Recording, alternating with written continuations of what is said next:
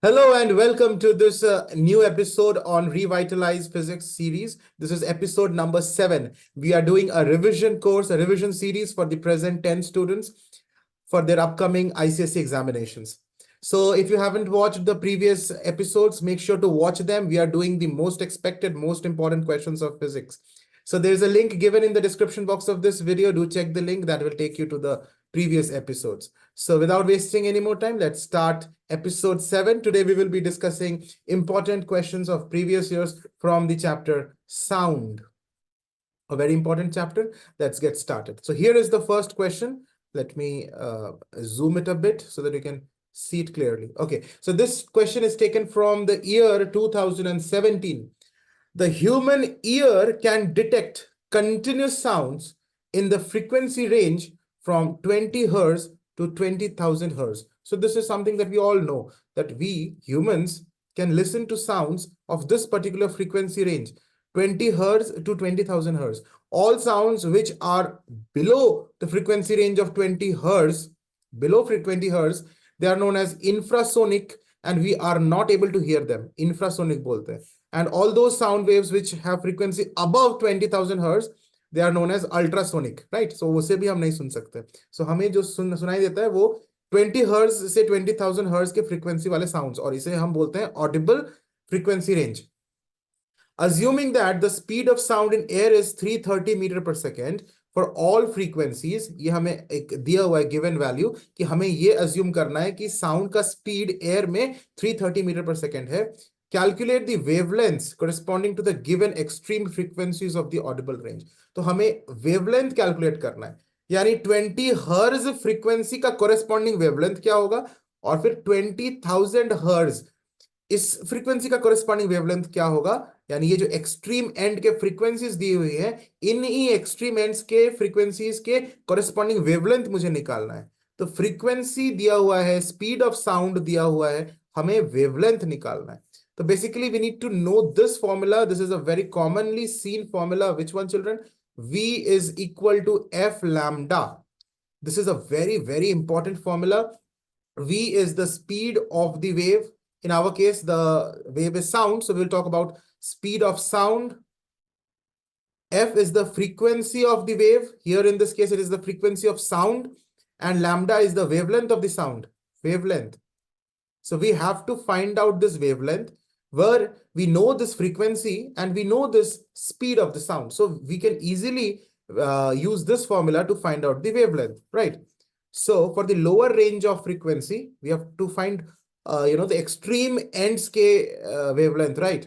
So let us start. For the lower end frequency, what values are given? F min, जो minimum frequency के case का हम wavelength निकाल रहे हैं, तो minimum frequency given is 20 hertz. And इस केस में जो स्पीड दिया हुआ है, स्पीड तो हमें हमेशा सेम ही लेना है फॉर ऑल फ्रीक्वेंसीज, क्योंकि यहाँ लिखा भी हुआ है 330 metre per second for all frequencies. So 20 hertz के लिए जो स्पीड ऑफ साउंड है वो 330 मीटर पर सेकेंड है. हमें लैम्बडा निकालना है. अच्छा, इस बात का ध्यान रखना कि फ्रीक्वेंसी और लैम्बडा एक दूसरे का इनवर्सली प्रोपोर्शनल होता है. Lambda is inversely proportional to frequency. Lambda is 1/f. तो अगर हम मिनिमम फ्रीक्वेंसी की बात कर रहे हैं तो वहां जो वेवलेंथ निकलेगा वो मैक्सिमम वेवलेंथ होगा. तो वेवलेंथ जो निकलेगा वो लैम्बडा मैक्स होगा. Minimum frequency will correspond to maximum wavelength and maximum frequency will correspond to minimum wavelength. So now we are finding out this lambda max. Basically we will use this formula, V is equal to F lambda, जिसमें अगर lambda को subject बनाए तो it is V upon F, right? तो हम यहाँ use कर रहे हैं V upon F min. और यहाँ पर अब हमें कुछ नहीं करना है, सिंपल वैल्यूज पुट करना है. 330 और नीचे F min है 20, right? And once we solve this, we get the answer. This gives us 16.5, and since it is wavelength, so SI unit is meters. So we have to be very careful that the other values are given in SI units, like frequency का SI unit hertz होता है, और ये जो speed है इसका भी SI unit metre per second होता है. सो ऑटोमेटिकली वेवलेंथ भी अपने SI यूनिट में आंसर आएगा, meters में आएगा. So when you solve this, it gives you 16.5, and obviously the unit SI unit of wavelength is meters, so you write meters over here. Isn't it very simple? Okay. Now this is for the lower end frequency. Now we will do for the upper end frequency. So नीचे करना, मैं side में लिख रहा हूँ. For the upper end frequency, and here we will take F max, the maximum frequency, that is 20,000 hertz. The wave, the speed, velocity, the speed, I mean, speed or velocity, whatever you say, is 330 meter per second. And this time the wavelength will be minimum. The maximum frequency will correspond to minimum wavelength, right? Lambda min. Formula is same, V upon F. So F max. So now it is 330 divided by 20,000. All right. So when you solve this, it will give in 0 point something, 165, isn't it? So it is 16.5, and here it will be 0.0165 meters. Well, this is correct. So very simple, isn't it? So this question was asked in 2017, and it was for 2 marks. So this was a 2 marks question.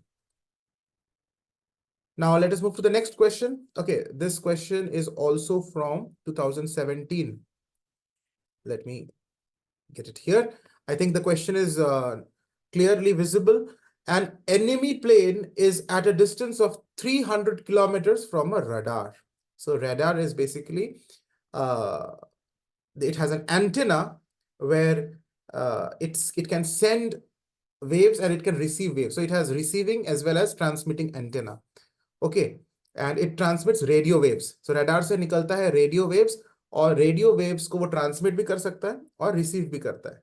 तो क्या करता है radar, अपने अपने transmitting antenna से radio waves भेजता है और वो ऑब्स्टेकल से टकरा कर उसके पास आता है. So depending upon the time, okay, in which the radio wave got reflected back, it can estimate that at what distance the enemy plane is present, or enemy that obstacle is present. In this case, it is the obstacle is enemy plane. So दुश्मन का एक plane है जो कितने दूरी पर है radar से, 300 किलोमीटर की दूरी पर है. So if here is the radar, okay, I'm writing TX for the transmitting antenna and RX for receiving antenna. Both of the antennas are present in the radar. So this transmitting antenna will send its wave, and here is the enemy plane. Okay, this is the enemy plane, and it says that this distance from the antenna, from the radar basically, to the plane is 300 kilometer. Okay, you don't have to draw the diagram, just for explaining I'm drawing it.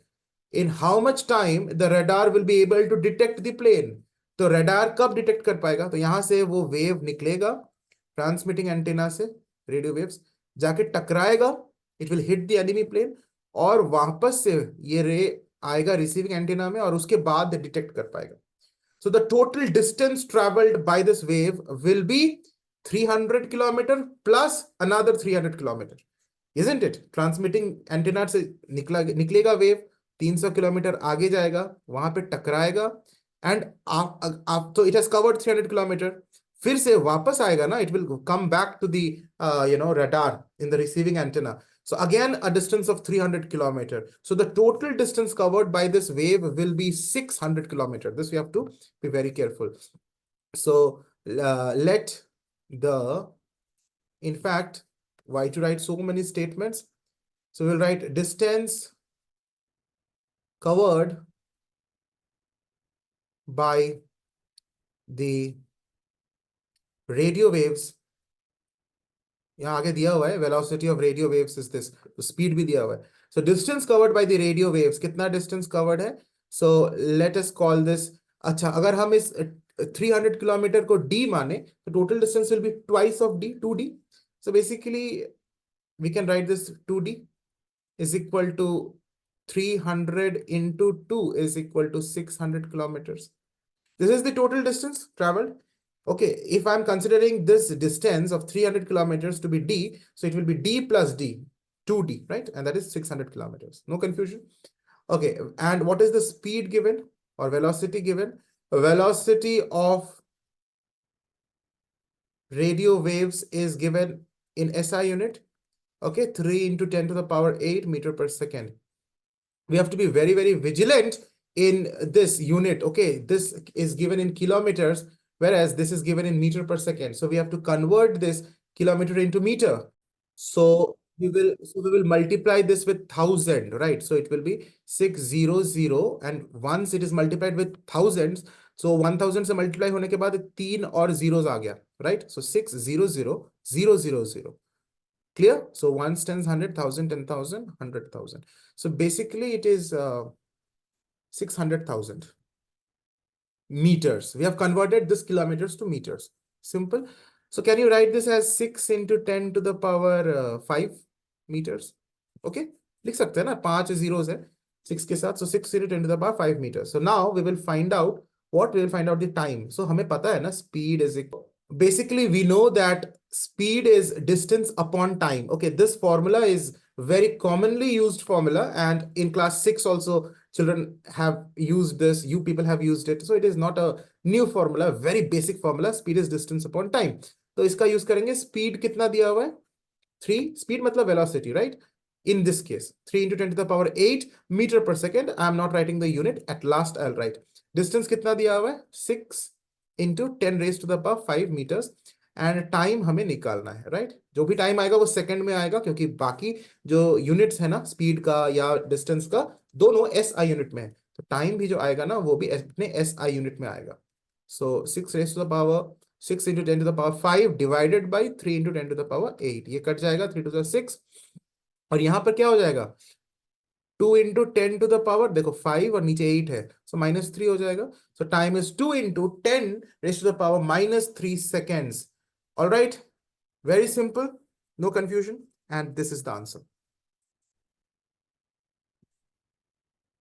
Moving to the next question. Okay, ये जो question हमने किया ना, ये भी 2 marks का था. Yes, so let us write the marks as well. 2 marks. Next question is again of 2 marks, and this is also from 2017. Okay, आज हम इस वीडियो में तुम्हारे स्पेसिमेन पेपर में आया हुआ क्वेश्चन भी डिस्कस करेंगे. इस बार का 2024 का स्पेसिमेन पेपर में साउंड से बहुत बेहतरीन एक क्वेश्चन पूछा गया है. बहुत बेहतरीन क्वेश्चन है इको पर. अच्छा, इको एक ऐसा टॉपिक है जिस पर न्यूमेरिकल डेफिनेटली रहेगा तुम्हारा. तुम लिख लो, ये जो मैं बात बोल रहा हूं ना, एकदम गारंटी के साथ बोल रहा हूं. एको पर बेस्ड एक न्यूमेरिकल रहेगा ही रहेगा तुम्हारे बोर्ड्स में. मतलब 100% से भी ज्यादा गारंटी है. अगर मेरी बात गलत हो गई तो मुझे बताना, ये हो ही नहीं सकता मेरी बात गलत. डेफिनेटली एको पर बेस्ड एक न्यूमेरिकल आएगा ही आएगा, देख लेना. और वैसा कैसा न्यूमेरिकल आएगा, तो आज हम इसी वीडियो में वैसे न्यूमेरिकल डिस्कस भी मैंने किया है. और तुम्हारे स्पेसिमेन पेपर का वो देखना, क्वेश्चन है, बहुत इंपॉर्टेंट क्वेश्चन है. तो इस क्वेश्चन को पहले कर लेते हैं, फिर आगे हम उसको डिस्कस करेंगे. How is the frequency of a stretched string related to its length? देखो ये बड़ा डायरेक्ट क्वेश्चन है, and here nothing much you have to conceptualize. Here thing is that it is an experimental observed result. तो experiment से हमें ये पता चला है कि लेंथ ऑफ अ स्ट्रिंग और फ्रीक्वेंसी जो वो स्ट्रिंग प्रोड्यूस करेगा, उसके बीच में क्या रिलेशन है. ठीक है, तो वो हम एक्सपेरिमेंटल ऑब्जर्व वैल्यू है, इसमें तुम्हें समझने वाली कोई बात नहीं, तुम्हें रटना पड़ेगा. इनवर्स रिलेशन होता है. सो फ्रीक्वेंसी, ये फर्स्ट वाला कर रहा है, फ्रीक्वेंसी जो f होता है, it is 1 upon length of the string l, यानी f is 1 by l. Sorry, not equal to, but proportional का साइन देंगे यहां पर. f is inversely proportional to length. ठीक है, सिंपल है. तो लिखेंगे therefore the frequency of a stretched string is inversely proportional to the length of the string. Simple. Second में पूछा है कि उस स्ट्रिंग में जो टेंशन डेवलप होगा, टी इज डिनोटिंग टेंशन, उसके साथ कैसा रिलेशन है. तो उसके स्क्वायर रूट के साथ डायरेक्टली प्रोपोर्शनल होता है, यानी frequency F is directly proportional to the square root of tension T. तो लिखेंगे therefore the frequency of a stretched string is directly proportional to the square root of the tension in the string. Simple, very easy. Okay. Here we have a question from 2018. All right. 2018 से boards का question है. Now this is again a guarantee from my side कि resonance एक ऐसा topic है sound chapter में जिससे भी क्वेश्चंस तुम्हारा हर साल पूछा जाता है. इस साल भी पूछा जाएगा, स्पेसिमेन पेपर में भी है, और लगातार कंटिन्यूस हर साल पूछा जाता है. एक ये टॉपिक रेजोनेंस से थियोरेटिकल क्वेश्चन, कंसेप्चुअल क्वेश्चन ज्यादा इससे पूछता है. तो एक तो ये हो गया रेजोनेंस, और दूसरा जो मैंने बोला अभी थोड़ी देर पहले कि एको से तुम्हारा न्यूमेरिकल ये भी पूछता है. तो रेजोनेंस बेसिकली होता क्या है? रेजोनेंस एक special type of forced vibration होता है. पहले इसको समझ लेते हैं थोड़ा सा. रेजोनेंस क्या होता है? It is a special type of forced vibrations. Okay, जिसमें क्या हो जाता है कि फोर्स्ड वाइब्रेशंस का फ्रीक्वेंसी बॉडी के नेचुरल फ्रीक्वेंसी के साथ मैच कर जाता है. जिसमें क्या होता है? फ्रीक्वेंसी ऑफ फोर्स्ड वाइब्रेशंस, किसी बॉडी पर तुम अगर फोर्स्ड वाइब्रेशंस दे रहे हो, फोर्स्ड वाइब्रेशंस, और उस वाइब्रेशन का फ्रीक्वेंसी अगर इक्वल हो जाए बॉडी के नेचुरल फ्रीक्वेंसी के साथ, किसके साथ? Natural frequency of the body के साथ, तो फिर क्या होता है? As a result body starts vibrating with larger amplitude. Larger amplitude के साथ बॉडी वाइब्रेट करना शुरू कर देता है, एकदम लार्जर एम्पलीट्यूड, एकदम जोर से वाइब्रेशन होने लगता है लार्जर एम्पलीट्यूड के साथ. As a result loud sound is produced, loud sound produce होगा. तो बेसिकली यही रेजोनेंस होता है. इस फिनोमिनन को बोलते हैं रेजोनेंस. जब कभी भी फोर्स वाइब्रेशन का फ्रीक्वेंसी, जिस बॉडी पर तुम फोर्स वाइब्रेशन दे रहे हो, उस वो फोर्स वाइब्रेशन की फ्रीक्वेंसी उस बॉडी के नेचुरल फ्रीक्वेंसी के साथ इक्वल हो जाए. किस बॉडी के नेचुरल फ्रीक्वेंसी? जिस बॉडी पर तुम फोर्स वाइब्रेशन दे रहे हो उस बॉडी के नेचुरल फ्रीक्वेंसी के साथ इक्वल हो जाए, तब क्या होगा?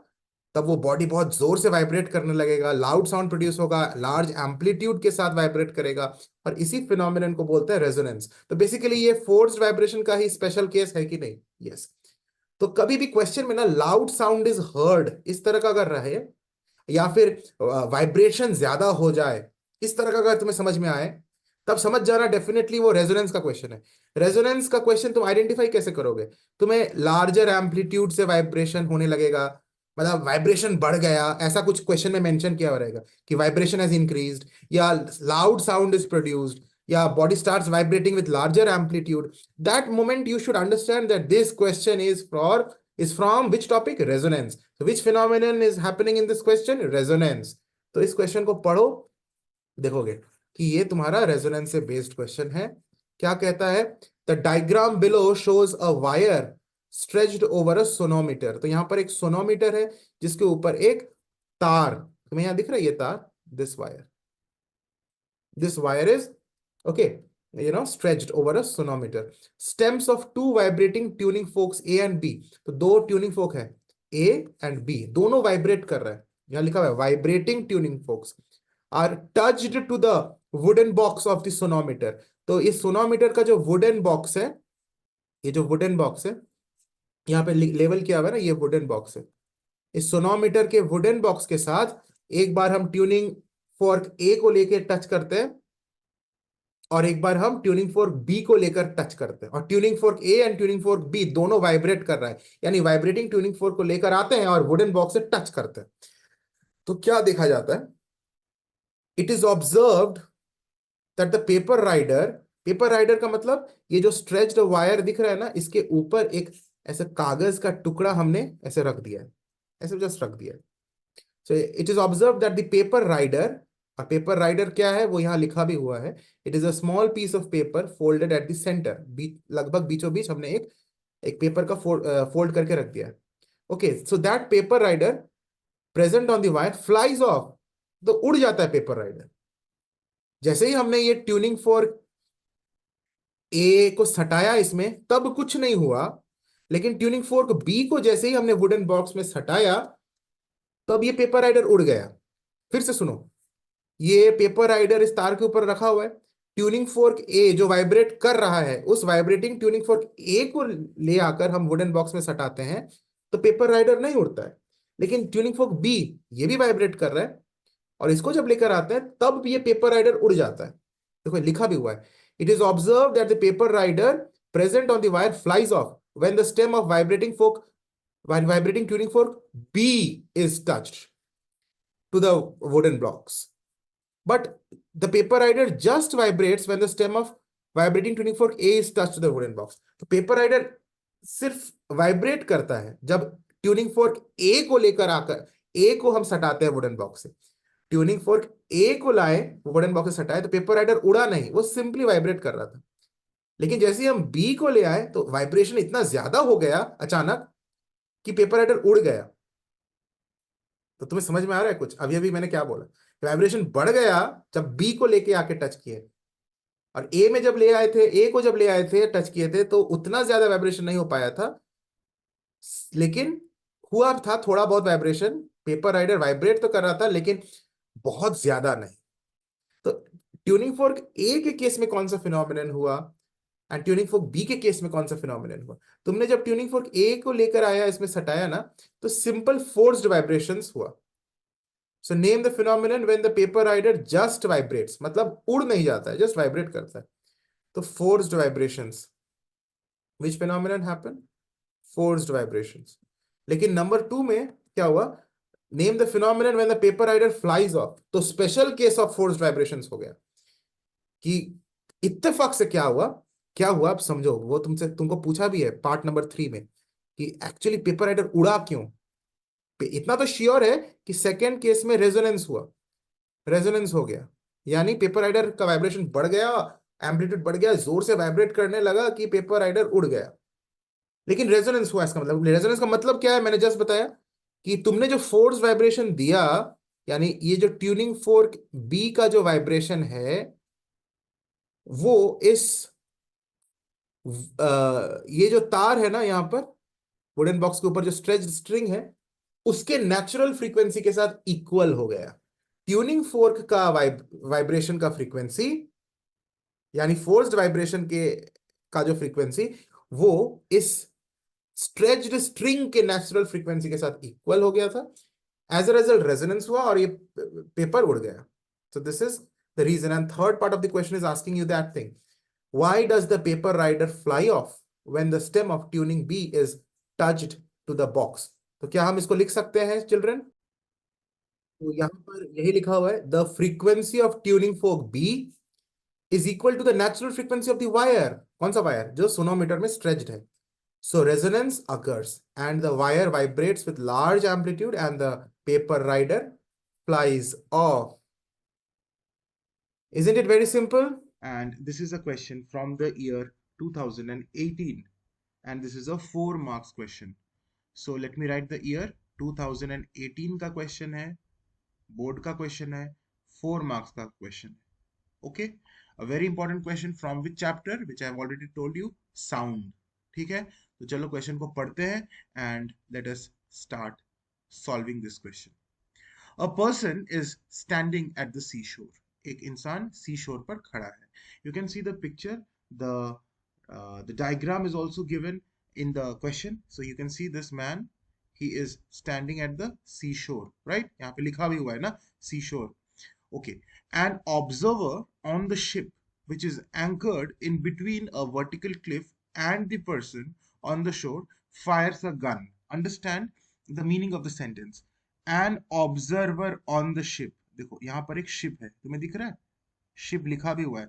So here is a ship and this man on the ship is the observer.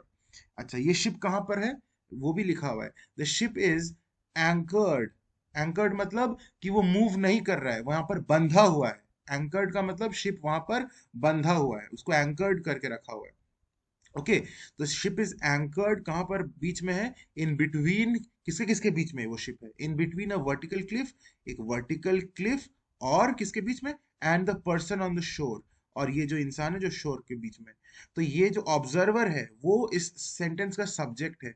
Observer on the ship Fyers a gun, यानी ये जो ऑब्जर्वर है वो इस गन को फायर किया. वो ऑब्जर्वर कहां पर है? इस क्लिफ के और इस मैन ऑन द सी शोर, इनके बीच में है. Okay, in between them. और ये जो मैन है, ऑब्जर्वर है शिप में, उसने गन को फायर किया. यानी ये जो ऑब्जर्वर है इसके हाथ में एक गन है, मैंने गन को ड्रॉ कर दिया है, और उसने गन को फायर किया. डिशक्याओ. अब देखो क्या बोल रहा है. द पर्सन ऑन द शोर, ये जो इंसान है शोर पर, शोर में जो इंसान है, ही हियर्स टू साउंड्स, उसे दो साउंड सुनाई देता है. यहां पर बहुत इंटेलिजेंटली तुमको सोचना पड़ेगा. उसे दो बार साउंड सुनाई देता है. गन तो उसने एक ही बार शूट किया ना, only one shot has been done by the gun. एक बार शॉट किया गया, एक बार फायरिंग की गई, लेकिन इस इंसान को दो बार साउंड सुनाई दिया. क्यों? वो तुमको सोचना है, और बहुत इजी है. तो वो जो दो साउंड सुनाई दिया, पहला sound 2 seconds, and then the second sound 3 seconds after seeing the smoke of the fired gun. तो फायर्ड गन का स्मोक तो दिख गया तुरंत, लेकिन स्मोक के दिखने के 2 सेकंड बाद एक साउंड सुनाई दिया उसी शॉट का जो शूट किया गया. और फिर 3 सेकंड बाद, स्मोक के 3 सेकंड बाद एक और बार सुनाई दिया वही सेम साउंड. दो बार क्यों सुनाई दिया? पहला तो ये बात है, वो कौन कौन से दो साउंड है उसको हम बताएंगे. एंड आगे क्या दिया हुआ है? If the speed of the sound in air is 320 metre per second, this is the speed of the sound in air. ठीक है. अब हमें निकालना क्या है? The distance between the observer on the ship and the person on the shore. The person on the ship मतलब ये observer, और जो इंसान शोर में है उनके बीच में क्या डिस्टेंस है, इस डिस्टेंस को हमको निकालना है. ये जो, इसको अगर हम डी से डिनोट करते हैं, the distance between the observer and the man on the शोर, that distance you have to calculate. Also we have to next calculate the distance between the cliff and the observer on the ship, यानी ये वाला distance Cliff से observer तक. मान लो इसको D dash बुला रहे हैं, तो एक बार मुझे डी निकालना है और दूसरी बार डी डैश निकालना है. ठीक है. लेकिन अब क्वेश्चन का मीनिंग हमें समझना पड़ेगा. You have to analyze the question. What are the two sounds that this man on the seashore hears?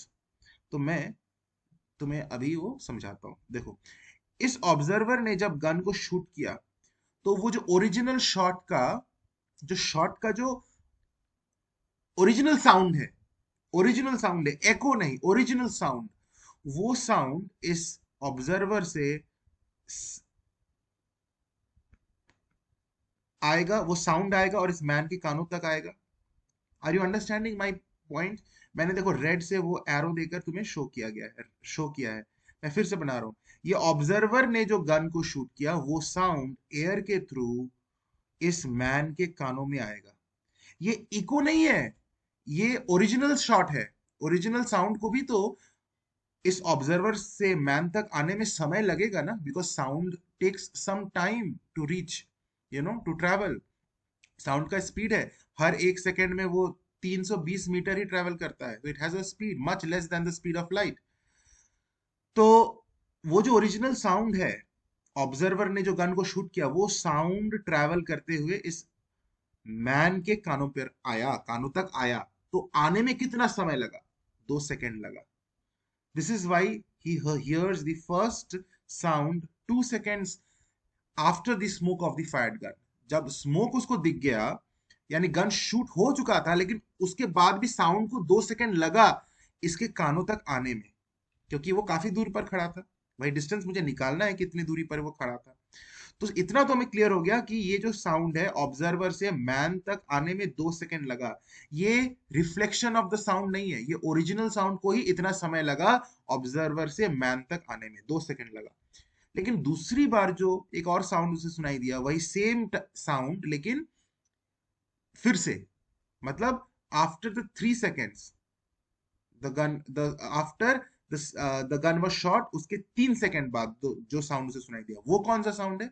वो ये वाला साउंड है। देखो, ऑब्जर्वर से वो साउंड इस डायरेक्शन में भी आगे गया होगा और क्लिफ को हिट किया, फिर क्लिफ से रिफ्लेक्ट करके इस मैन के कानों में आया था। समझ में आया कौन सा साउंड है? दूसरी बार जो सुनाई दिया वो साउंड है, ये ऑब्जर्वर ने जो गन को शूट किया वो साउंड तो हर डायरेक्शन में फैल चुका था ना। तो पहली बार जो सुनाई दिया वो 2 सेकंड बाद जो सुनाई दिया वो था कि डायरेक्ट ऑब्जर्वर से मैन तक साउंड ट्रैवल किया, उसे 2 सेकंड लगा। ठीक है ना, ओरिजिनल साउंड। अब दूसरी बार जो साउंड उसे सुनाई दिया वो था कि वो साउंड जाके क्लिफ को हिट किया और वो रिफ्लेक्ट करके वापस आया और मैन के कानों तक गया, और इस प्रक्रिया में उसको 3 सेकंड लग गया। And that sound, the path of that sound I have shown with green colour. तो मैंने देखो रेड कलर से एक पाथ ऑफ द साउंड को शो किया है, ग्रीन कलर से दूसरे पाथ ऑफ द साउंड को शो किया है। What are these two sounds? Now you can easily understand. 2 second बाद जो साउंड सुनाई दिया वो है ऑब्जर्वर से मैन तक जो साउंड लगा ओरिजिनल साउंड को आने में, और जो दूसरी बार जो साउंड सुनाई दिया after 3 seconds, that is the echo, the reflected sound, which you can see the pathway. पहले ऑब्जर्वर से क्लिफ तक गया, क्लिफ से रिफ्लेक्ट होकर वापस आया और मैन तक पहुंचा, उस मैन के कानों तक पहुंचा। ठीक है, तो सबसे पहला जो हमको निकालना है क्वेश्चन क्या है? The distance between the observer and the ship. यानी हमें ऑब्जर्वर को, देखो ये वाला ऑब्जर्वर है ना, और ये है पर्सन ऑन द शोर। Observer on the ship and the person on the शोर, इनके बीच का क्या डिस्टेंस है वो निकालना है। यानी इस डिस्टेंस को हम ऐसे शो कर सकते हैं, इसको हम डी से डी मान लेते हैं। This distance we are talking about, this is the distance D, very clear from the figure. Observer से मैन तक का डिस्टेंस मुझे निकालना है, राइट? तो the distance between the observer on the ship and the person on the shore, ये distance हम निकाल रहे हैं डी। अब डिस्टेंस का फॉर्मूला तो सबको पता है, स्पीड इनटू टाइम। ये डिस्टेंस हम निकाल रहे हैं। डिस्टेंस का फॉर्मूला क्लास 6 का बच्चा को भी जाके पूछ दोगे, वो बोल देगा distance is speed into time. तो यही डिस्टेंस है ना, स्पीड इनटू टाइम। स्पीड कितना है साउंड का वो दिया हुआ है 320 मीटर पर सेकेंड, और कितना टाइम लगा वो भी हमें दिया हुआ है, 2 सेकंड लगा। यहां से ऑब्जर्वर से मैन तक साउंड को आने में 2 सेकंड लगा, जिस समय का डिस्टेंस हमको निकालना है। तो 320 इंटू 2, 640 मीटर्स। डिस्टेंस का यूनिट मीटर्स हो जाएगा, 640 मीटर्स। यानी हमें first part of the answer मिल गया कि ऑब्जर्वर से मैन तक का डिस्टेंस ये डी कितना है, 640 है, 640 मीटर्स है। Very simple. First part of the question is understood by all those who are watching this video. It is very easy. तो ये 2 मार्क्स का था पहला पार्ट, और दूसरा पार्ट फिर से 2 मार्क्स का है। यानी टोटल क्वेश्चन 4 मार्क्स का है। तो देखो कितना इजी क्वेश्चन है और 4 मार्क्स का क्वेश्चन है। कितना इजी क्वेश्चन है ना, तुम्हें इजीली तुम 4 मार्क्स स्कोर कर लोगे। अभी तक जितना किया वो 2 मार्क्स का किया, और आगे का next part of the question is again 2 marks. अब देखो निकालना है distance between the cliff and the observer. यानी मुझे ये डिस्टेंस निकालना है, कौन सा, D1। कौन सा D1 है? क्लिफ से ऑब्जर्वर के बीच का डिस्टेंस D1। ठीक है, अच्छा अब तुमको थोड़ा सोचना है कि हम भले D1 निकालेंगे, लेकिन ये जो ग्रीन कलर का जो मैंने path of the sound draw किया है ग्रीन कलर से, उस वेव को देखो, उस साउंड वेव का पाथ को देखो, जो ऑब्जर्वर से क्लिफ तक गया, फिर क्लिफ से मैन तक गया। उसमें टोटल डिस्टेंस कितना ट्रैवल हुआ? क्योंकि उस समय का टाइम तो हमको पता है ना, the time taken during this thing, ये तो मुझे पता है कि 3 सेकंड लगा, इसमें तो कोई डाउट नहीं है कि ये ऑब्जर्वर से क्लिफ तक गया, फिर क्लिफ से मैन तक आया साउंड। ऑब्जर्वर से क्लिफ तक गया और क्लिफ से इस मैन ऑन द शोर तक ये साउंड आया, और ये होने में 3 सेकंड लगा। तो ये 3 सेकंड का जो रास्ता साउंड ने ट्रेवल किया, वो पूरा रास्ता का लेंथ क्या है? वो पूरे रास्ता का लेंथ है ऑब्जर्वर से क्लिफ, यानी वो D1, फिर वापस आया ना क्लिफ से observer, that is again a D1, and then observer से man, which is D। Clear? फिर से मैं एक बार समझाता हूँ, मैं एक बार फिगर को नीट एंड क्लीन कर देता हूं ताकि तुम्हें समझ में आए। अब सिर्फ सिर्फ ग्रीन वाले पाथ को देखो। पहले साउंड ऑब्जर्वर से क्लिफ तक गया, यहां से क्लिफ तक गया, और ये डिस्टेंस को हमने D1 माना है। फिर यही साउंड क्लिफ से ऑब्जर्वर तक वापस गया, which is again a D1, दूसरी बार फिर से D1 मूव किया, है ना? क्योंकि यहां से वापस आया तो फिर से उतना ही डिस्टेंस मूव किया D1, और फिर ऑब्जर्वर से आगे बढ़कर मैन तक पहुंचा। यानी ये डिस्टेंस हमने डी निकाल लिया था, कितना डी था वो? 640, यानी प्लस 640, यानी D1 plus 640, this is the total distance traveled by the sound in this case, in the second case. Are you getting my point? बहुत इजी है। ऑब्जर्वर से क्लिफ तक साउंड गया, वो डिस्टेंस है D1, फिर तो वापस आया क्लिफ से ऑब्जर्वर, फिर वापस आया, फिर से D1, तो D1 प्लस D1 हो गया, और फिर ये साउंड आगे बढ़ा मैन तक, और यहाँ ये जो डिस्टेंस है वो 640 है ऑब्जर्वर से मैन तक। इसलिए distance travelled by the sound को सेकेंड बार में लिखेंगे D1 प्लस 640 मीटर्स। तो लेट पहले लिख लेते हैं D1 है क्या।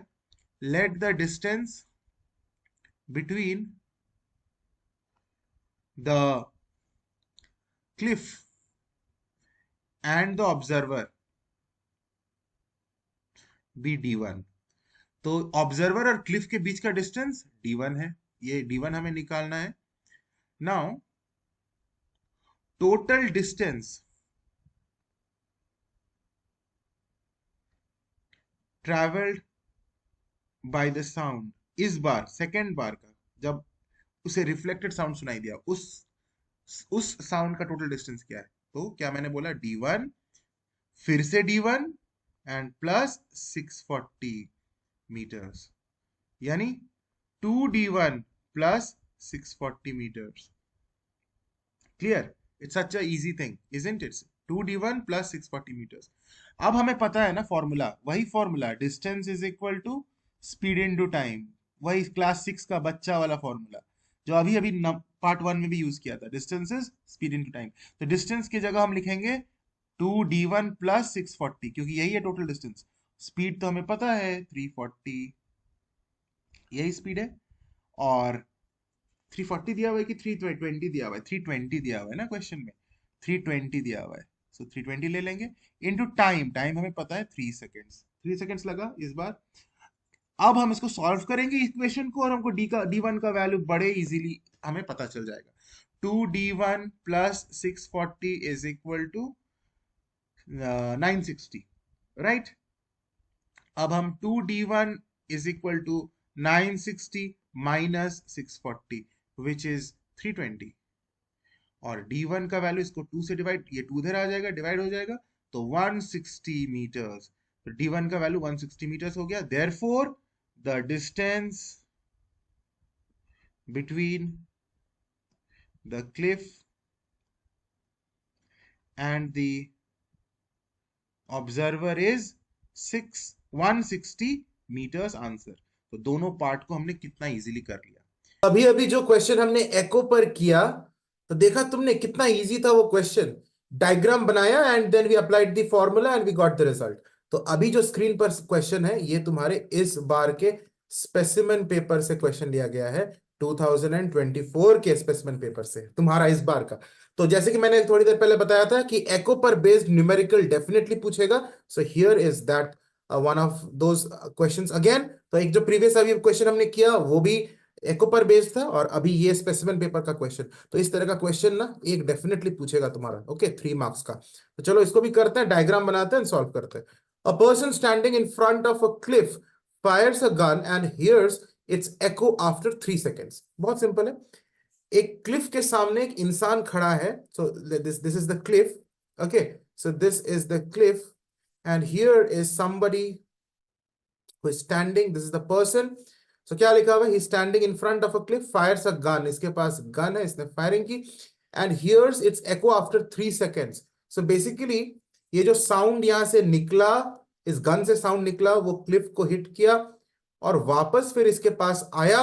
तो ये पूरी प्रक्रिया होने में 3 सेकंड लग गया, साउंड को जाने में, क्लिफ को हिट करने में, और फिर वापस क्लिफ से इसके कानों तक वापस वो एको आया, तो this entire thing took 3 seconds, right? Very simple. If the speed of sound in air is 336 meter per second, calculate the distance of the person from the cliff. तो हमें इस इंसान से इस क्लिफ की दूरी कितनी है ये हमें निकालना है. So we need to find this distance, all right? This distance. So ये डिस्टेंस को हम d मान लेते हैं. Okay, let this person be standing at a distance d from the cliff. Alright, so हम यहाँ पे डायग्राम बना लिए. अब हम क्या करेंगे, लेट द डिस्टेंस, ये पहला वाला पार्ट हम बना रहे हैं. Alright, first part, let the distance, यही डिस्टेंस मुझे निकालना है, of the person from the cliff, from the cliff be d. तो इस d को हमें मुझे निकालना है कि क्या डिस्टेंस है क्लिफ का पर्सन से. Now distance travelled by the sound, क्या हम बोल सकते हैं 2d? Distance travelled by sound मतलब कि ये जो साउंड वेव है जो इस गन से निकला, वो पहले गया d डिस्टेंस, क्लिफ को हिट किया, तो क्लिफ तक जाने में कितना डिस्टेंस कवर किया, d डिस्टेंस. अब क्लिफ से रिफ्लेक्ट बैक होकर वो वापस से इस इंसान के कानों पर आएगा, वो sound wave, and that is what echo is. तो फिर से ये साउंड d डिस्टेंस कवर करेगा. So we can say that the total distance travelled by the sound is d and again a d, so it is 2d. Okay, speed of the sound, it is given in question. What is it? 336 meter per second. So ये दिया हुआ है 336 metre per second, और मुझे निकालना क्या है, ये d. तो टाइम भी दिया हुआ है, time taken by sound 3 second लगा ना, ये टोटल साउंड को आने और जाने में 3 सेकेंड्स लगे, ये भी दिया हुआ है.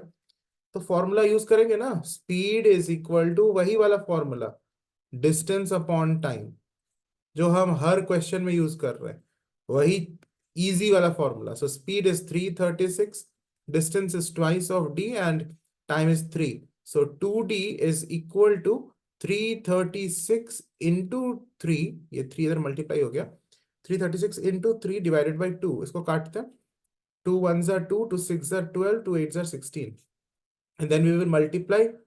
Okay, so here the 2 will no longer be there, ये 2 यहाँ चला गया ना, ये 2 इधर शिफ्ट हो गया. So d has come to be 168 into 3, so it is 24 का 2,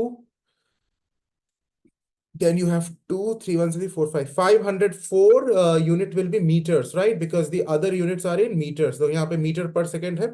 तो ये जो डिस्टेंस तुमने निकाला, the distance between the man and the cliff, it is 504 meters. This is the answer of the first part of the question. Clear है? No doubt, no confusion. Now let us see what the second part of the question asks us.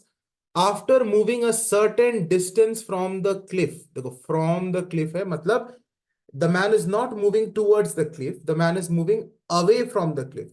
So whenever it says that he has moved a certain distance from the cliff, you have to understand that this man has moved away from the cliff. अच्छा, यही word अगर यहाँ पर from के जगह towards होता, तो फिर इसका मतलब होता कि after moving a certain distance towards the Cliff का मतलब होता the man has moved towards the Cliff. So here you need to be very, very vigilant in understanding the English properly, that now this man moves away from the cliff. कितना distance? That is not told. He moves certain distance. अब ये आदमी क्या है ना, कुछ दूरी पे चला जाता है. So in this figure I am drawing it again. The same person, this is the same person who is carrying the gun. Okay, this is not another person. लेकिन अब ये कुछ डिस्टेंस पीछे चला गया. So let us call the d dash. कितना पीछे गया, d dash. You can call it by any symbol. You can call it d1, d2. Okay, you can call this as d1 and this one as d2. Doesn't matter. Any symbol is fine. So I am using the symbol d dash right now. So अभी ये d dash distance पीछे चला गया and he fires the gun again. अब फिर से वो fire किया गन, यहां से इस न्यू पोजीशन से उसने फिर से फायरिंग की. And this time the echo is heard 1.5 seconds later than the first. तो इस बार ये जो न्यू पोजीशन है, न्यू पोजीशन से उसने जब गन फायर किया, तब उसको एको कितने समय बाद सुनाई देता है, 1.5 seconds later than the first. यानी पहले तो उसको 3 सेकंड बाद सुनाई दे रहा था, अभी उससे भी 1.5 सेकंड ज्यादा, यानी 1.5 को हम 3 में ऐड करेंगे। Okay, 1.5 seconds later than the first, मतलब कि पहले में जितना टाइम लग रहा था उससे और 1.5 सेकंड ज्यादा, 1.5 सेकंड ज्यादा, यानी टोटल 4.5 सेकेंड्स के बाद साउंड उसे सुनाई दिया। You have to be very vigilant in this. Okay, when it says 1.5 seconds later than the first, इसका मतलब टाइम है यहां पर इस केस में कितना टाइम ले रहा है, कि पहले तो 3 सेकंड ले रहा था और उसके भी उससे भी 1.5 सेकंड और ज्यादा लिया, 1.5 seconds later than the first. First मतलब 3 सेकंड जब ले रहा था उस केस की बात कर रहा है, फर्स्ट केस से भी और 1.5 सेकंड ज्यादा लिया, यानी 4.5 सेकेंड्स बाद अब इसे एको सुनाई दे रहा है। तो calculate the distance moved by the person, यानी हमें ये डी डैश निकालना है कि ये इंसान कितना पीछे गया। All right, so should I erase this stuff now? Have you all noted it down? अगर नोट नहीं किए हो तो वीडियो पॉज करो, पहले ये पार्ट ए को लिख लो, क्योंकि मैं इसको अभी इरेज करने वाला हूं। ठीक है, अच्छा ये नोट कर लो कि डी हमारा निकल चुका है 504 मीटर्स, यानी ये जो डिस्टेंस है डी, ये 504 मीटर्स है। कौन सा डिस्टेंस? ये क्लिफ से इस इंसान, ये original position of the man. Okay, इस ओरिजिनल, जहां पहले इंसान शुरू में जहां खड़ा था, original position of the man से क्लिफ के बीच का डिस्टेंस हमने निकाल लिया है 504 meters. So this you have to remember, because now I will erase off this thing because I need space to solve. तो ये हमारा 504 मीटर यहाँ निकला हुआ है, तो मैं अभी इरेज कर रहा हूँ। मुझे उम्मीद है तुमने वीडियो पॉज करके ये लिख लिया होगा, तो मैं इरेज करता हूँ। ठीक है, तो अभी मुझे ये पता है कि 504 मीटर ये है और ये डी डैश मुझे निकालना पड़ेगा। अच्छा, अब ध्यान से देखो, अभी केस 2 की बात कर रहे हैं, मतलब अभी इंसान जब अपने न्यू पोजीशन पर है उस time what is the distance travelled by the sound. Okay, किस केस की बात कर रहे हो? अभी न्यू पोजीशन से। ओके, इसलिए हम यहां लिख दें कि when the man is at new position. Okay, when the man या when the person shots from new position, shots the gun from new position, जब वो अपने न्यू पोजीशन से गन को शॉट किया, तो what is the distance travelled by sound? सोच के बताओ, ध्यान से फिगर को देखो, तभी मजा आएगा। What is the distance travelled by sound now? अंदाजी कुछ मत बोलो। देखो, न्यू पोजीशन से है ये, यानी इस पोजीशन से साउंड ये डिस्टेंस ट्रेवल किया डी डैश, फिर साउंड आगे बढ़ा 504 मीटर। तो जाने में साउंड ने कितना डिस्टेंस ट्रेवल किया? डी डैश, पहले ये वाला डिस्टेंस डी डैश, फिर ये वाला डिस्टेंस जो कि 504 है। सो जाने में डी डैश प्लस 504, और आने में भी फिर से यहां से आएगा ना साउंड, तो 504 फिर से इधर ये वाला डी डैश।